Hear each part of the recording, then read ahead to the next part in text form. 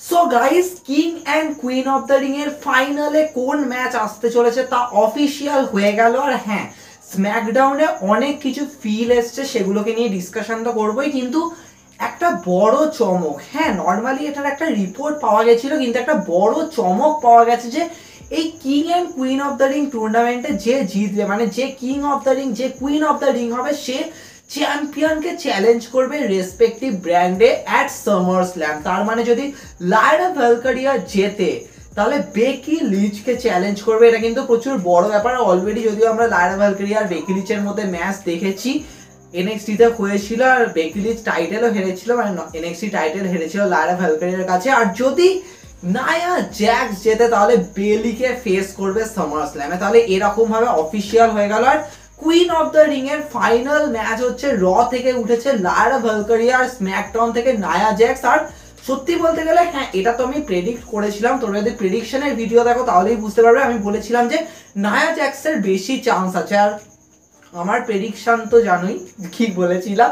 But main thing এটাই যে guys, মানে আমি এটা শক হয়েছি ভাই, নায়া জ্যাক্স কিন্তু ক্লিন পিন করেছে বিয়াঙ্কা বেলারকে, আর বিয়াঙ্কা বেলারকে একটুখানি ইনজুরি স্ট্যাটাস দেখিয়েছে। আর অলরেডি আমি একটা কথা বলেছি যে বিয়াঙ্কা বেলার খুব তাড়াতাড়ি প্রেগনেন্টের জন্য হতে পারে টাইম অফ নেবে, তো সেক্ষেত্রে হয়তো বিয়াঙ্কা বেলার একটা ইনজুরি স্ট্যাটাস দেখিয়ে টাইম অফ নেওয়া হবে, আর তারপরে তার রিটার্ন হবে। আর সেক্ষেত্রে হয়তো তারা টাইটেলও হারতে পারে, মানে জেড কার্গিল আর বিয়াঙ্কা বেলার। আমার মনে হয় যে এটা খুব তাড়াতাড়ি হবে, কিন্তু তার আগে বিয়াঙ্কা বেলারকে তাই জন্য একটুখানি ইনজোর দেখেছি। কিন্তু ভাই নায়া জ্যাক্স বিয়াঙ্কা বেলারকে পিন করেছে, এটা কিন্তু কোনো সিম্পল ব্যাপার নয়। আর ভাবো আগে স্ম্যাকডাউনে কিন্তু জেড কার্গিলকে কিন্তু ডিসকোয়ালিফিকেশনে হারিয়েছে। তো হ্যাঁ, জেড কার্গিলকে হয়তো পিন করেনি, কিন্তু স্টিল নায়া জ্যাক্স কিন্তু বড় বড় ভিক্টরি পেয়েছে। তো এখান দিয়ে যদি আমরা প্রেডিকশন করি যে ভাই কুইন অফ দ্য রিং কে জিততে পারে, একদিকে লায়রা ভ্যালকারিয়া যে সবে সবে এনএক্সটি থেকে এসে একটা রকেট পুশ পেয়েছে, আর অপর দিকে আমাদের নায়া জ্যাক্স আছে। বা তবে নায়া জ্যাক্সের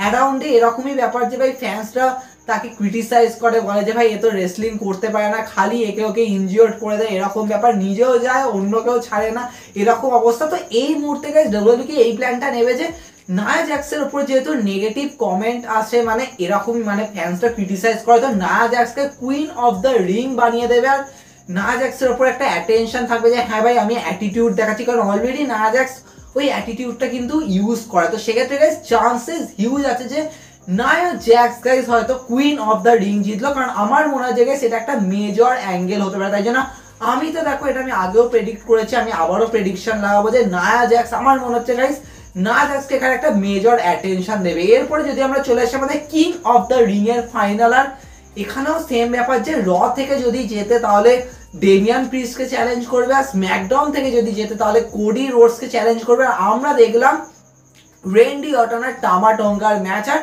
টামা টঙ্গার ভাই এন্ট্রেন্স, মানে সত্যি বলতে গেলে এন্ট্রেন্স তো আলাদাই লেভেল। আর বুগি ম্যান অ্যান্ড ডিমন ব্যালারের মতো একটুখানি এন্ট্রেন্স করেছে। আর তবে হ্যাঁ, এটা ঠিক যে টামা টঙ্গার রেঞ্জয়ের ম্যাচটা আমার যেন মনে হচ্ছিল যে এখানে কি ব্লাড লাইনকে অ্যাটেনশন দেওয়া হবে, আর রেন্ডি অর্টন হয়তো ডিসকোয়ালিফিকেশনে হেরে যেতে পারে। কিন্তু ডব্লিউডব্লিউ একটা থান্ডারাস রেসলিং ম্যাচ এই কিং অফ দ্য রিং ফাইনালে সেট করে দিয়েছে, রেন্ডি অর্টন ভার্সেস গুন্থার। এবার দেখো এটা একটা একটা মারাত্মক ড্রিম ম্যাচ ডেফিনেটলি বলবো, কারণ গুন্থার ব্রক লেসনারের সাথে ম্যাচ পায়নি, মানে প্ল্যান তো এরকমই ছিল। তো গুন্থারকে একটা কিন্তু বড় ম্যাচ এবছর দিয়েছে তার আইসি টাইটেল হারার পরে। তো ডেফিনেটলি বলা চলে যে গুন্থারের উপর অ্যাটেনশন বিগার আছে। কিন্তু এখানে একটা গল্পের টুইস্ট আছে, যদি রেন্ডি অর্টন যেতে তাহলে কোডি রোডসকে ফেস করবে, যেটা ফ্যান্সটা প্রচুর চায় সামার স্ল্যামে হোক। আর যদি গুন্থার যেতে তাহলে ডেমিয়ান প্রিস্টকে ফেস করবে। তবে ফ্যান্সটা কথা বলছে ডেমিয়ান প্রিস্ট কি তখন চ্যাম্পিয়ন থাকবে, নাকি ড্রিউ ম্যাকিন্টারের কাছে টাইটেল চলে যাবে। কারণ ক্ল্যাশ এর দিক আসলে তোমরা ধরেই যাও যে ডেমিয়ান প্রিস্ট আর ড্রিউ ম্যাকিন্টারের ম্যাচ, আর ওখানে হয়তো ড্রিউ ম্যাকিন্টার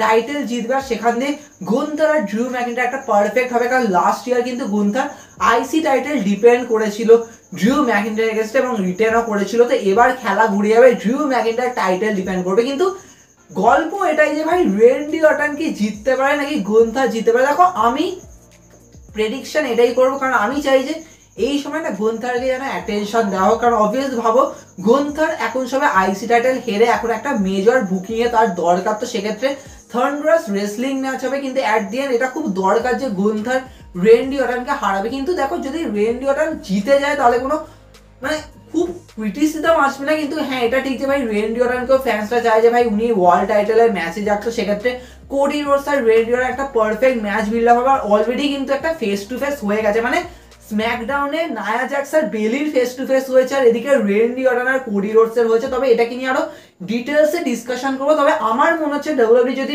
চাই যে হ্যাঁ আমরা গুন্থারকে জিতিয়ে দেবো, কারণ আমার মনে হয় কিং অফ দ্য রিং গুন্থারকে বেশি প্রেফার করবে, কারণ রেন্ডি অর্টন অলরেডি অন্য অ্যাঙ্গেল দিয়েও কিন্তু কোডি রোডসকে ফেস করতে পারবে, যেটা আমি ডিসকাশন করবো। কিন্তু আমার মনে হয় যে এখানে গুন্থারের জেতাটা খুব দরকার, তাই আমি স্টিল প্রেডিকশন লাগাবো গুন্থারকে। তবে তোমাদের কি প্রেডিকশন সেটা তোমরা কমেন্টে জানাতে পারো। তবে হ্যাঁ গাইস, আমি already king of the ring queen of the রিংকে নিয়ে তো প্রেডিকশন করেছি, এবং প্রত্যেকটা ম্যাচকে নিয়ে প্রেডিকশন করেছি। আর সত্যি বলা চলে একটা রিটার্ন হতে চলেছে আমাদের আঙ্কেল হাউডি অ্যান্ড হোয়াইট সিক্সের, কারণ এটাকে নিয়ে একদম ডেসপারেট বলা চলে। এখন টিজার আসছে, তো সেক্ষেত্রে চান্সেস হিউজ আছে। তবে দেখার বিষয় যে king and queen of the ring কি হতে চলেছে। তবে ফিল তো করবো, দেখা হবে রাত্রিবেলা, একটা আলাদাই ফিল হবে। তবে তোমাদের কি প্রেডিকশন তোমরা কমেন্টে জানাতে পারো। তবে অনেক ডিসকাশন হবে, দেখা হবে নেক্সট এপিসোডে।